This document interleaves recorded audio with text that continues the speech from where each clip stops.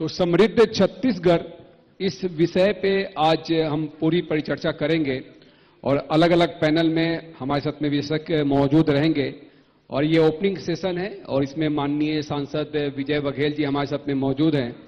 विजय बघेल जी की काफी महती भूमिका रही छत्तीसगढ़ में बीजेपी की सरकार बनाने में, क्योंकि मैनिफेस्टो आपने ही बनाया और आप जनता के बीच पहुंचे, लोगों की नब्ज को जाना। तो मैं माननीय सांसद जी से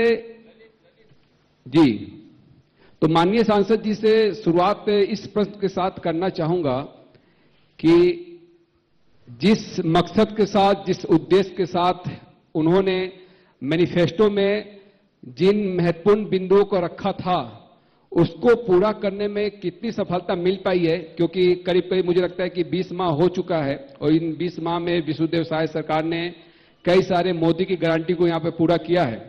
तो लिहाजा माननीय सांसद जी से सबसे पहले उन्होंने जो सोचा था समृद्ध छत्तीसगढ़ को लेकर, जो उनकी कल्पना रही, वो कल्पना कितनी साकार हो पाई है माननीय सांसद जी?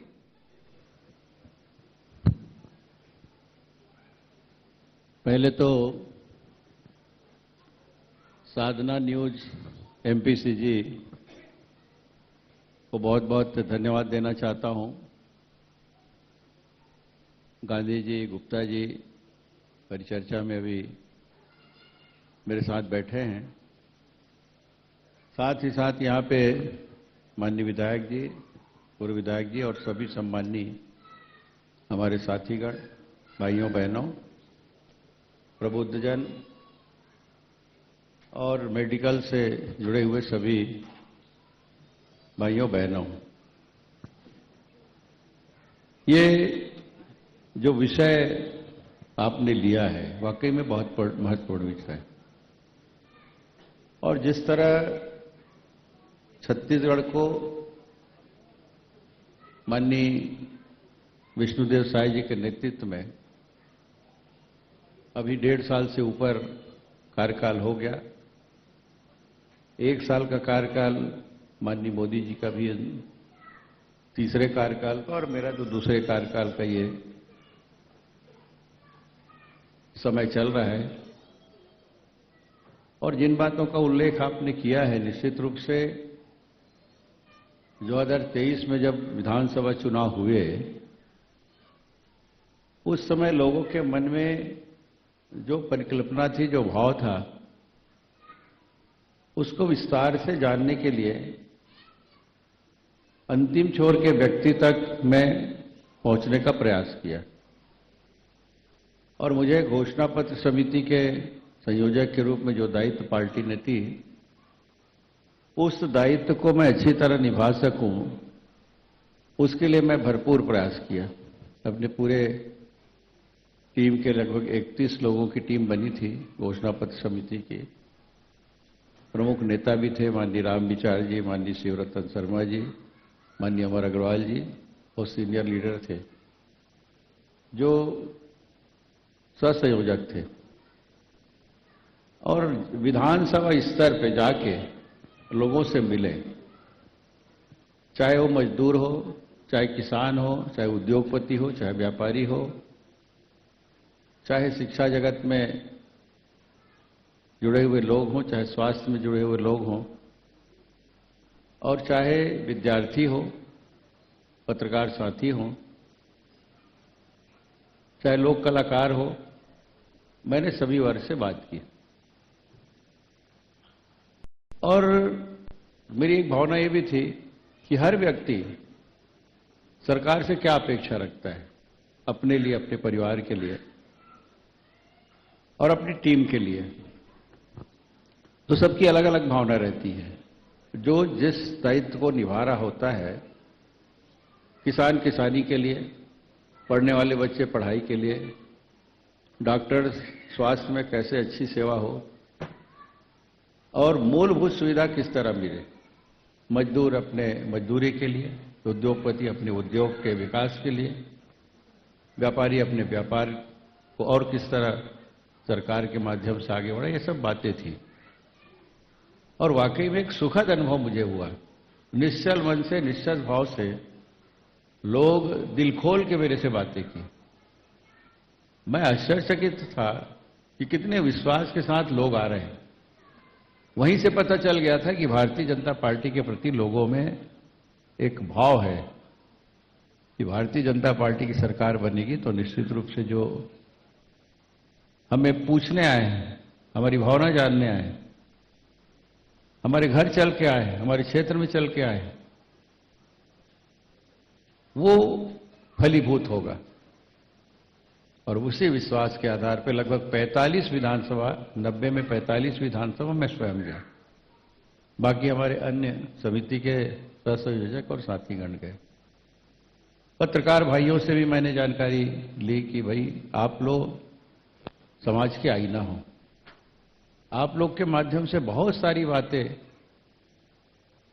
शासन और सरकार को और पार्टी को पता चलती है, क्योंकि आप लोग घूम घूमकर जिन हरेक वर्ग से आप लोग संपर्क करते हैं, वो आप अपने समाचार, चाहे इलेक्ट्रॉनिक मीडिया हो चाहे प्रिंट मीडिया हो, उसके माध्यम से आप लोग जनता जनार्दन के बीच में और हमारे बीच में आप उसको दिखाते हैं, बताते हैं। तो उनका भी अनुभव मैंने जाना और उसका प्रतिसाद इतना अच्छा लग रहा है कि एक हमारे जो वरिष्ठ नेता हैं, उनके सम्मुख जब मैंने अपनी बातें रखी तो सहर्ष उन्होंने स्वीकार किया। और जो जो बातें घोषणा पत्र के लिए मैंने तैयार किया था, एक खाका हमने खींचा था, उसमें अधिकतम में हमारे प्रधानमंत्री माननीय मोदी जी, हमारे राष्ट्रीय नेता नड्डा जी, अमित शाह जी, यहाँ के हमारे उस समय के अध्यक्ष थे भाई अरुण साव जी और डॉक्टर रमन सिंह जी, यहाँ सभी वरिष्ठ नेता, माननीय विष्णुदेव साय जी, माननीय पवन साय जी जो संगठन के हमारे यहाँ पे मंत्री हैं, माननीय अजय जामवाल जी, ये सब ने, और जो यहाँ प्रभारी के रूप में आए थे माननीय ओपी माथुर जी, माननीय डॉक्टर मनसुख मांडविया जी जो भी खेल मंत्री हैं, माननीय नितिन नवीन जी, इन सब ने भी सहमति दी और एक अच्छा घोषणा पत्र बना। और उसमें विश्वास करके लोगों ने एक अभूतपूर्व जीत दी भारतीय जनता पार्टी को। और ये स्वर्णिम काल जो चल रहा है उसी का प्रतिफल है। और मैं तो माननीय विष्णुदेव साय जी को, उनकी सरकार को बहुत बहुत धन्यवाद देता हूं कि हमने जो जो कहा प्रमुखता से, चाहे महतारी वंदन योजना हो माताओं के लिए, चाहे किसानों को 3100 रुपया क्विंटल धान देने की बात हो, 21 क्विंटल खरीदने की बात हो, चाहे आदिवासी क्षेत्र में जो तेंदुपत्ता संग्राहक हैं 4500 से 5500 रुपया जो हमने राशि की बात की थी उसको देने की बात हो, ये सब चाहे शिक्षा के क्षेत्र में हो, स्वास्थ्य के क्षेत्र में हो, अनेक उपलब्धियां और गांव-गांव में विकास की बात, ये निरंतर आगे बढ़ रही है। और इन कम दिनों में भी एक अच्छा प्रतिसाद शासन और सरकार के माध्यम से यहाँ की जनता जनार्दन को मिल रहा है। एक टैग लाइन जो लोगों के जेहन में बस गया, हमने ही बनाया है, हम ही संवारेंगे और उससे समृद्धि ही आएगी। ये टैग लाइन कैसे आया और किस तरह से बीजेपी ने इस टैग लाइन के साथ इसको आगे लेकर बढ़ी, ये काफी महत्वपूर्ण है। हमने बनाया, हम ही संवारेंगे, ये कैसे आया पूरे चुनाव के दौरान? देखिए, जब चर्चा चल रही थी कि हम अपने घोषणा पत्र का नाम क्या दें, सबने अपनी अपनी राय दी। किसी ने कहा संकल्प पत्र के रूप में दें, किसी ने कहा इसको घोषणा पत्र के रूप में दें, और किसी ने कहा कि इसको हम मोदी गारंटी के रूप में नाम दें। तो सभी बातों को समाहित करते हुए ये बातें आई उसमें कि चूंकि माननीय अटल बिहारी वाजपेयी जी सन 2001 नवंबर को छत्तीसगढ़ राज्य बना के दिए, तो छत्तीसगढ़ के देने वाले भारतीय जनता पार्टी के नेता माननीय अटल बिहारी वाजपेयी जी जो प्रधानमंत्री थे उस समय। और चूंकि इस छत्तीसगढ़ को भारतीय जनता पार्टी की सरकार द्वारा बनाई गई है, जो एनडीए की सरकार मैं कहूँगा, और हमारे मुखिया माननीय अटल बिहारी वाजपेयी जी ने बहुत सारे झंझावतों को दूर करते हुए 3 राज्य उस समय बनाए, जिसमें प्रमुख रूप से हमारा छत्तीसगढ़ था। एक बात मन में आया कि हम ही ने बनाया है, और जो 5 साल के कार्यकाल में कांग्रेस पार्टी में दुर्गति कर दी थी, 15 साल की मेहनत डॉक्टर रमन सिंह जी इस छत्तीसगढ़ को एक नया स्वरूप देने का, छत्तीसगढ़ की विकास की धारा को आगे बढ़ाने का, छत्तीसगढ़ को पूरे देश में सर्वोच्च स्थान पर ले जाने की भावना के साथ डॉक्टर रमन सिंह जी के नेतृत्व में आगे बढ़ रहा था, एकाएक वो विराम लग गया। और इन 5 सालों में जिस तरह शराबखोरी, भ्रष्टाचारी, कर्जा में इसको 82,000 करोड़ के कर्ज में डुबो दिया गया छत्तीसगढ़ को, इन सब बातों को ध्यान में रखते हुए कि हम ही ने बनाया है, हम ही संवारेंगे।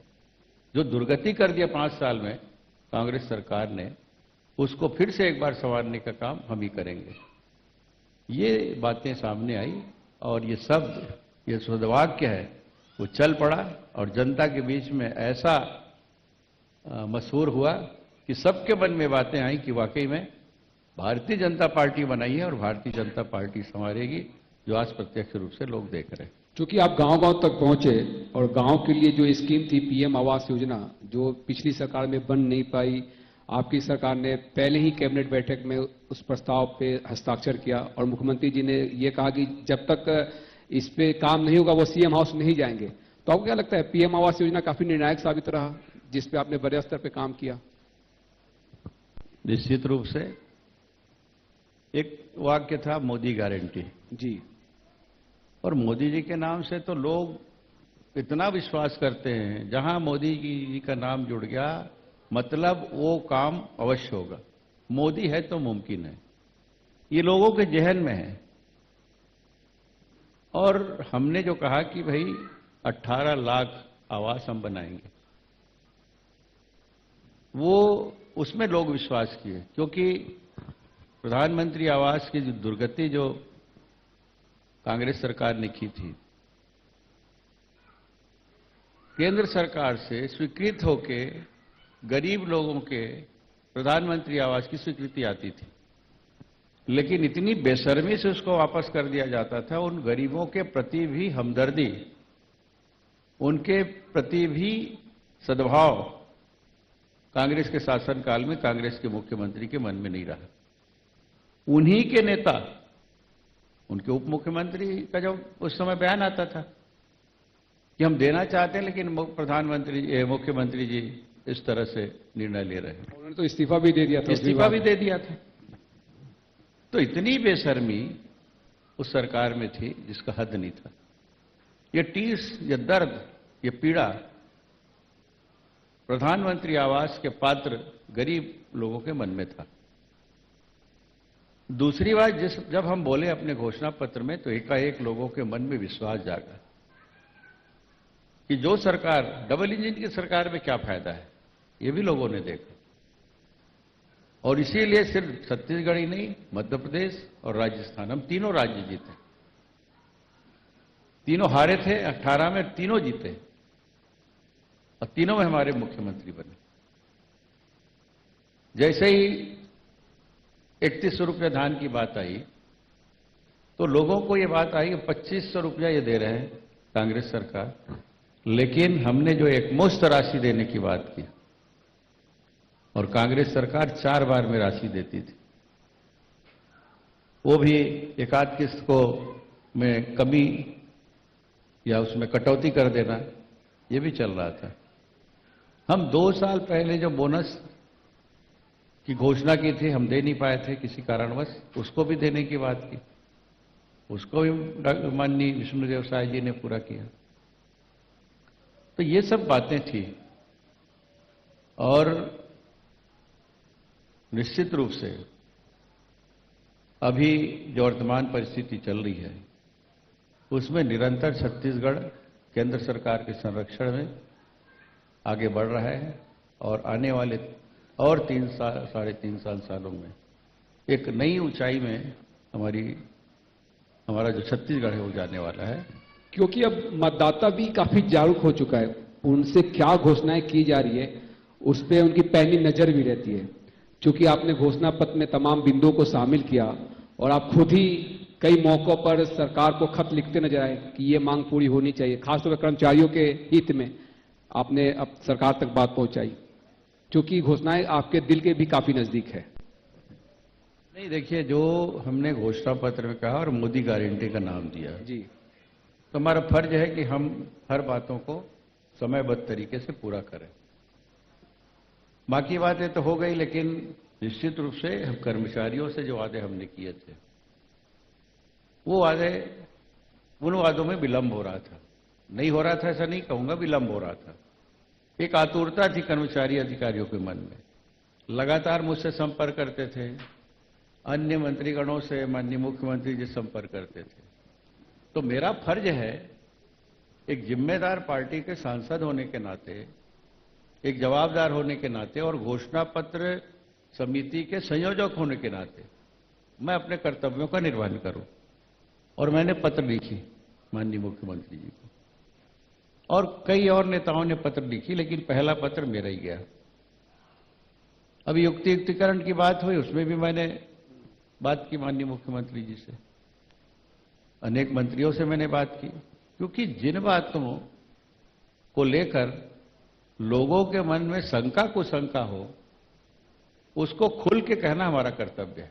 और मैं इस बात के लिए हिचकता नहीं हूं, मैं स्पष्ट बात करता हूं, सही बात करता हूं, और वो निश्चित रूप से अब उस दिशा में काम हो रही है। आपकी अस्पष्टता लोगों को चुभ जाती है कई मरतबा।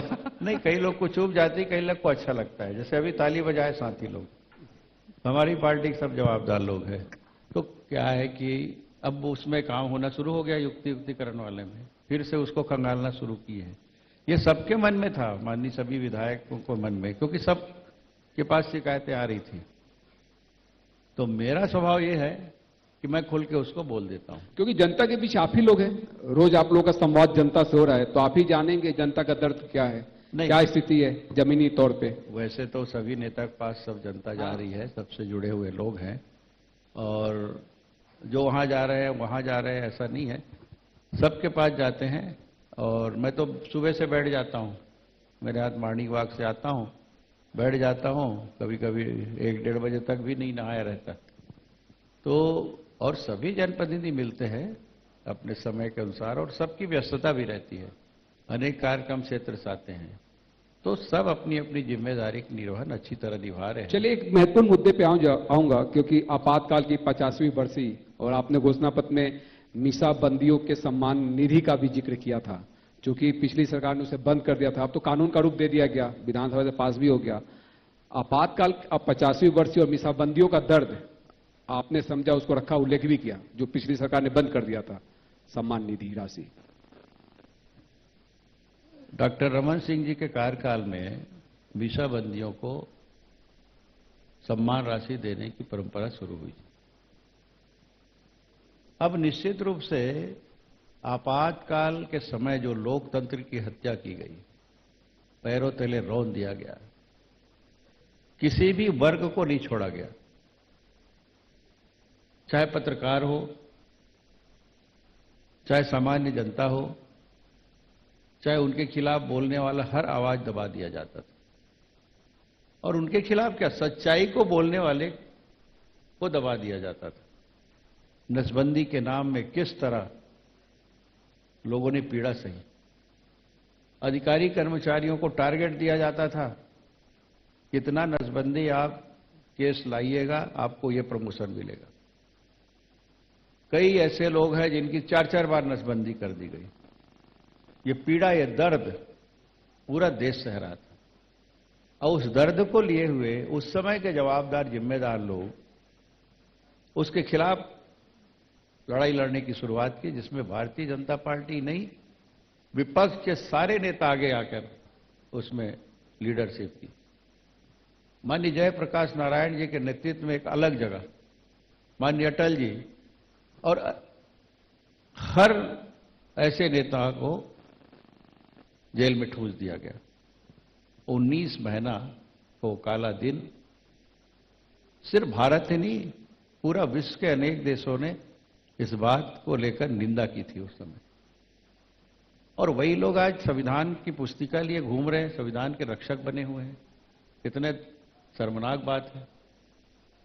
मैं तो एक बात और इस मंच के माध्यम से कहूंगा कि जब संविधान के बारे में चर्चा हो रही थी लोकसभा में, अभी 1 साल पहले की सत्र की बात है, तो ये लोग लोकसभा में भी लाल रंग की पुस्तिका दिखा रहे थे, संविधान की पुस्तिका। पहले तो ये मैं बोलूं कि संविधान की पुस्तिका लाल रंग की होती नहीं है, लेकिन ये लोग पता नहीं कहां से लाल रंग के वो संविधान की पुस्तक लिए घूम रहे हैं, खुद के प्रेस में छपवाए होंगे। हमारे पूर्व मंत्री माननीय अनुराग ठाकुर जी ने ये सवाल किया कि आप लोग बड़े संविधान की बात कर रहे हैं, संविधान की पुस्तिका लेके घूम रहे हैं, ये बताइए कि संविधान की पुस्तक में कितने पेज है, कितने पेज हैं? तो बेजवाब हो गए पक्ष के नेता। कोई एक सांसद भी बोल नहीं पाए कितने पेज का संविधान का पुस्तक है। तब खुद ही बताए कि 251 पेज का है, आप लोग जान लीजिए। अब कभी गलती मत करिए, अपने बच्चों को ही बताइए घर में जाके। ये बातें विपक्ष के सांसदों से अनुराग ठाकुर जी ने की और एक बड़ी बड़ी बात कर रहे हैं। संविधान की धज्जी उड़ाने वाले, हर वर्ग का अधिकार छीनने वाले, और अदालतों के अधिकार छीन लिए गए थे। न्यायपालिका पंगु बने उस समय, उस काल में थे। बिना अदालती कार्यवाही के लोगों को जेल में ठूस दिया जा रहा था।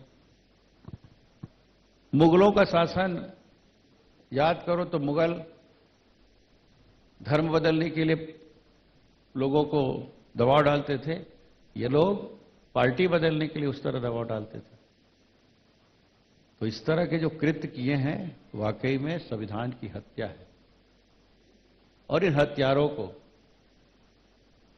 जनता कभी माफ नहीं करेगी। आज दुर्गति हो गई है। आज छत्तीसगढ़ में ही देखिए, कहां है ये लोग, दिखते हैं कहीं? 4 नेता है, 4 तरफ चल रहे हैं, उत्तर दक्षिण पूर्व पश्चिम, एक दूसरे के खिलाफ टिप्पणी कर रहे हैं। चरणदास महंत जी के खिलाफ भूपेश बघेल टिप्पणी कर रहे हैं। टीएस सिंहदेव का कहीं पता था नहीं है। यहां के हमारे नेता है माननीय ताम्रध्वज जी, कहीं दिखते नहीं है। रविंद्र चौबे जी का कहीं अता पता नहीं है, किसान नेता, कृषि मंत्री बने थे, कहां है सब? एक ही है, मजबूरी है उसके, प्रदेश अध्यक्ष हैं भाई दीपक बैद जी। अब उनको मजबूरी है, क्योंकि आप लोग पत्रकार लोग पहुंच कहां जाएंगे? कांग्रेसी एक हाथ पकड़े तो कांग्रेस भवन राजीव भवन में बैठे हैं, उसी के पास जाके आप लोग वक्त तब लेते, तो उनकी मजबूरी है देना। भूपेश बघेल जी ने तो ये कह दिया कि आक्रामक नहीं है महंत जी, तो महंत जी ने आपका बयान सुना होगा आपने कि लाठी लेकर जाना पड़ेगा विधानसभा। तो भैया आक्रामक नहीं है तो आपके नेता है ना, सीनियर है ना, कितने सीनियर लीडर है, उनका स्वभाव है, अपना अपना स्वभाव है। उस जैसे तो गलत बयानबाजी कभी करते नहीं है। वो अगर किसी नेता का सम्मान करते हैं, जिसमें माननीय अटल जी जैसे नाम हमारे भारतीय जनता पार्टी के नेता के रूप में है, कि उन्होंने, उनके बारे में कहा जाता था विपक्ष हो तो अटल जी जैसा हो। अगर चरणदास जी का अगर स्वभाव ऐसा है तो उसमें टिप्पणी करने की बात है अपने नेता के बारे में। आप अपने स्तर पे बैठ के सुलझाइए उसको। तो ये अहंकार अभी तक छूटा नहीं है भूपेश बघेल। अभी भी समझ रहे हैं मैं लीडर हूं, लेकिन अब उनको छत्तीसगढ़ के कांग्रेस के भी लोग उसको लीडर मानने के लिए तैयार नहीं है। शायद यही खींच है, इसलिए ये सब बातें कर रहे हो। चलिए, ये तो राज्य की बात होगी, राष्ट्रीय मुद्दे पर भी आपने कुछ बातें कही। मैं थोड़ा सा अंतर्राष्ट्रीय और चलूंगा, क्योंकि अभी आप ब्रिक्स सम्मेलन में भी शामिल होने गए थे। क्या क्या बातें आपने देखी? जो आपको लगता है कि छत्तीसगढ़ में उसको लाना चाहिए जिससे छत्तीसगढ़ में समृद्धि आएगी? ये मेरा सौभाग्य रहा और मैं तो उसके लिए दुर्ग लोकसभा के देवतुल्य जनता जनार्दन को बहुत बहुत धन्यवाद दूंगा। उनके आशीर्वाद से मैं लोकसभा के सांसद के रूप में लोकतंत्र के सबसे बड़े मंदिर में पहुंचा और वहां हमारे लोकसभा अध्यक्ष जी माननीय ओम बिरला जी के आशीर्वाद से मुझे ब्रिक्स सम्मेलन में जाने का अवसर मिला। यह सौभाग्य सभी सांसदों को नहीं मिलता, लेकिन मैं वो सौभाग्यशाली हूं जिनको 5 देशों की जो ब्रिक्स एक यूनिट है उसमें संसदीय मंच में भाग लेने का अवसर मिला। हम लोग लोकसभा से 4 सांसद थे, माननीय बिरला जी और 3 सांसद और 2 सांसद लोकसभा से थे, माननीय लोकसभा के उपसभापति माननीय हरवंश जी और एक नागर जी का लगभग 800 सांसदों में 6 में चयन होना, ये बहुत बड़ी बात। और जब ब्राजील हम गए ब्रिक्स सम्मेलन में 3, 4, 5 वहां सम्मेलन था, तो जब सभा स्थल में पहुंचे हम जहां सम्मेलन होना था, तो हम अपना चेयर ढूंढ रहे थे। तो जब देखे हमारे पेज लगा था इंडिया, तो वहां के आयोजकों ने बताया कि आप लोग सामने कुर्सी में, ये मंच है और सामने इंडिया का चेयर, हम लोग का चेयर लगा था। बाजू में चाइना और इधर एक साइड चाइना एक साइड रशिया।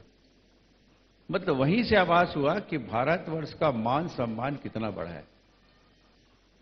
अब तो ब्रिक्स प्लस हो गया है, 11 देश में सम्मिलित हो गए हैं, तो 11 देश के सांसदों की प्रतिनिधि वहां पहुंची थी। पीछे ब्राजील वाले, फिर ईरान वाले, फिर साउथ अफ्रीका वाले, ये सब थे। तो ये मैं बताना चाहता हूं कि मंच के सामने इंडिया का को जगह देना, ये प्रथम पंक्ति में, अगर 11 देशों की प्रथम पंक्ति में भारतवर्ष है, उसका सीधा प्रमाण उस बैठक की जो व्यवस्था थी उसमें महसूस किया। दूसरी बात कि चर्चा में भी भाग लेने में, जब मैं संसदीय जो टीम में महिलाएं भी गई थी, महिला सांसद हमारे यहां से डॉक्टर सबरी रेड्डी जी थी, आंध्र प्रदेश की, जो टीडीपी से सांसद हैं, चंद्रबाबू नायडू जी की पार्टी के साथ मुझे बैठना था। तो जब महिला सांसदों के हाल में हम पहुंचे, वहां भी प्रथम पंक्ति में मंच के जस्ट सामने, वहां भी भारत के सांसदों के लिए सीट की व्यवस्था। मतलब दोनों जगह भारत के प्रति उस सम्मेलन में, उस 11 सम्मेलन में पहला मान और पहला सम्मान और पहला स्थान भारत का। जब चर्चा के दौरान, व्यवहारिक चर्चा जब चल रही थी, तो वहां के एम्बेसडर श्री दिनेश जी हैं और वहां के हमारे दूतावास के कर्मचारी अधिकारी बताए कि सर 12 साल 11 साल पहले हम लोग को इस रूप में नहीं देखा जाता था। इंडिया मतलब लोग उतना सम्मान नहीं देते थे, लेकिन इन 11 वर्षों में मोदी जी के नेतृत्व में जो ऊंचाई भारत ने आज तय की है, जो मान सम्मान और वैभव भारत का बढ़ाया है, उसका जीता जागता प्रमाण यह है सर कि अब हमको सम्मान से देखा जाता है। और आप लोग की जो सीटिंग व्यवस्था से ही आप महसूस कर सकते हैं। हम लोग भी कहीं जाते हैं, आप लोग तो सांसद हैं, लेकिन जब हम भी अधिकारी कर्मचारी जाते हैं तो बड़े जोशीले तरीके से हमारा मान सम्मान किया जाता है। ये अंतर है। इन 11 सालों में मोदी जी के कार्यकाल में इतना अंतर भारत के प्रति आया है। और बाकी बातें तो आप देख ही रहे हैं युद्ध विराम हो जाता है मोदी जी के आह्वान से। भारतवासी कैसे सुरक्षित अपने देश में आते हैं। अभी भी जब ये ईरान का युद्ध चल रहा था तब भी कई इंटरव्यू कई मीडिया वाले ले रहे थे। तो ये है भारत के प्रति मान और सम्मान, और इसीलिए आज हम गर्व से कहते हैं कि मोदी जी के नेतृत्व में सिर्फ व्यक्ति आगे नहीं बढ़ा है, सिर्फ गरीबी से ऊपर 25 करोड़ लोग नहीं उठे हैं, भारत भी उठा है। 140 करोड़ जनता का मान सम्मान और गौरव बढ़ा है। एक साथ मिलकर मोदी जी जो नारा देते थे ना, हम एक कदम आगे बढ़ेंगे तो हम 140 करोड़ कदम आगे बढ़ाएंगे, और यही स्थिति आज पूरे विश्व के लोग देख रहे हैं। चलिए, आपका समय भी काफी बहुमूल्य है। आखिरी सवाल लेना चाहेंगे चंद्रशेखर। छत्तीसगढ़ में लगातार विकास की जो बात की जा रही है, लगातार विकास विकसित होते जा रहा है, देश भी विकसित बढ़ते जा रहा है। अगर आपका दुर्ग लोकसभा की बात कर लूं तो दुर्ग लोकसभा में ऐसी कौन सी जो कार्य हैं जो हमारे दर्शकों को आप बताना चाहेंगे, क्योंकि मोदी गारंटी तो फैक्ट दिख ही रहा है। देखिए, मैंने जैसे कहा ना कि विकास होगा तो हर क्षेत्र कुछ हुएगा, चाहे वो रेल यातायात की बात हो, चाहे वो सड़क यातायात की बात हो, चाहे वो शिक्षा के क्षेत्र में हो, चाहे स्वास्थ्य के क्षेत्र में हो। हमारा दुर्ग भी आगे बढ़ा है। हमारे रेल के क्षेत्र में जो सभी हमारे रेलवे स्टेशन हैं, वो देश में जितने भी रेलवे स्टेशन को चिन्हित किया उसमें हमारा भी लगभग 6 रेलवे स्टेशन इसमें अपग्रेड हो रहे हैं। भारतमाला स्कीम में जो सड़क बन रही है वो भी हमारे लोकसभा को से होते हुए जा रही है। साथ ही साथ आईआईटी का निर्माण भिलाई में होना, ये गर्व की बात है। चंदूलाल चंद्राकर हॉस्पिटल को अपग्रेड और करने की बात हो, व्यवस्था सुधारने की बात हो, चाहे शिक्षा के क्षेत्र में हमारे यहाँ जो टेक्निकल यूनिवर्सिटी है उसको नए स्वरूप में एक नया स्वरूप देने की बात हो, अनेक पीएम श्री स्कूल चिन्हित होकर हमारे दुर्ग लोकसभा में भी स्थापित हो रहे हैं। तो ये सब बातें हमारे दुर्ग के लिए है। और छत्तीसगढ़ सरकार के द्वारा बजट में बहुत सारे जो सिंचाई की योजना शामिल की गई है, बहुत सारे हमारे यहाँ रोड के लोडों की स्वीकृति हुई है।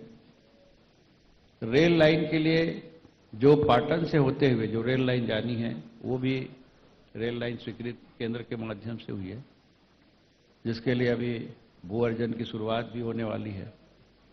तो ऐसा कोई क्षेत्र नहीं है जिसमें दुर्ग हमारा अछूता हो। हर क्षेत्र में दुर्ग निरंतर बढ़ रहा है। और मेरा ये प्रयास मुझे लगता है कि दुर्ग के मुद्दों को लेकर अब आप राष्ट्रीय स्तर पर नेताओं से मिलते रहते हैं, क्योंकि नंदनी एयरपोर्ट को लेकर भी आपने मुलाकात की। जी, मैं वहीं जा रहा था। जी जी, कि एयर कनेक्टिविटी हमारे यहाँ से हो। जी, नंदनी में हमारा बहुत पुराना भिलाई स्टील प्लांट का वहाँ पे एयरपोर्ट है, उसके लिए मैंने मंत्री जी से 2-2 बार मुलाकात की।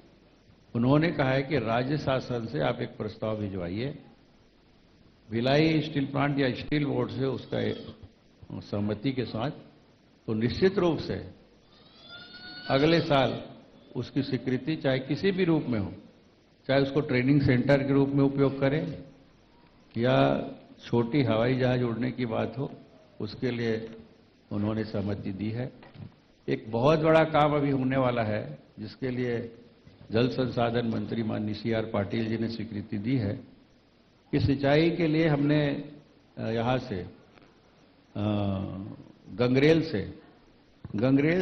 को तांदुला से जोड़ने के लिए लिंक नहर के लिए लगभग 9,500 करोड़ की स्वीकृति अभी देने की बात हुई है, राज्य शासन से वो योजना पहुंच चुकी है, ताकि हमारा तांदुला 12 महीना उसमें पानी रहे और उस पानी से हम चाहे निस्तारी के लिए हो, चाहे सिंचाई के लिए हो, वहां से पानी की उपलब्धता होती रहे। अभी क्या होता है कि गर्मी के दिनों में तांदुला लगभग तलहटी तक पहुंच जाता है, निस्तारी के लिए पानी हम भरपूर नहीं दे पा रहे हैं, तो इससे एक लाभ मिलेगा और दूरस्थ अंचल नवागढ़ तक और इधर बेमेतरा के दूर जो मेरे क्षेत्र है अंतिम छोर, वहां तक पानी नहीं पहुंच पाता, वो उसका फायदा भी इस योजना के तहत मिलेगा।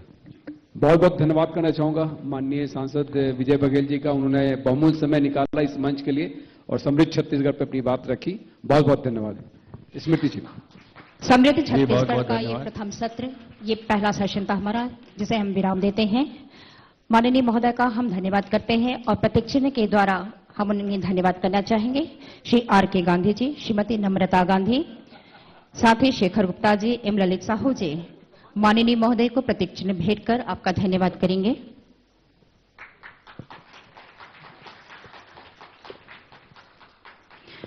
इसके साथ ही हमारा फर्स्ट सेशन यहीं पर समाप्त होता है।